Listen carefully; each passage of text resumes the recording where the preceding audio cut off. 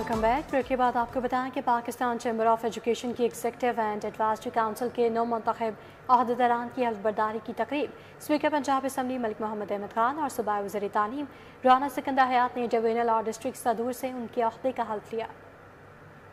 PC hotel में Pakistan chamber of education की executive and advisory council के नौ मुंतखब अहदेदारान की हल्फ बर्दारी की तकरीब में स्पीकर पंजाब असम्बली मलिक अहमद खान, सूबाई वज़ीर तालीम राना सिकंदर हयात, वफाकी वज़ीर मुमलिकत मलिक रशीद अहमद और MPA उसामा फजल ने शिरकत की और नौ मुंतखब अहदेदारों से हल्फ लिया। इस मौका पर यासीन रामे और अली रजा भी मौजूद थे। स्पीकर ने कहा कि हुकूमत की पूरी कोशिश है कि तालीम के दायरा कार को बढ़ाए। तालीम है, सेहत है, हर जगह पर हुकूमत अपनी बड़ी एग्रेसिव विजिबिलिटी दिखा रही है, इन्वेस्टमेंट्स कर रही है, पैसे लगा रही है, निज़ाम तश्कील दे रही है, हर जगह पे फ़र्क पड़ रहा है। सूबाई वज़ीर तालीम राना सिकंदर हयात का कहना था कि 1.5 साल के अरसे में एजुकेशन में बेहतरीन रिफॉर्म्स लाए। तो मेरे गांव का स्कूल किसी सिफारिशी को नहीं मिला, मेरे गांव में ही एक कॉबलर है, उनकी बेटी को मिला और उसने चला दिया।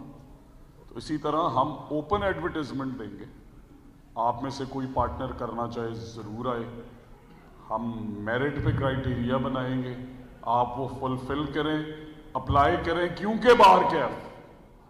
तकरीब के इख्तिताम पर हल्फ बर्दारी में शरीक वफाकी व सूबाई वज़रा और मेंबरान को सुवीनियर्स पेश किए गए। कैमरामैन अहमद और अली नुमान के हमरा जुनेद रियाज, सिटी 42।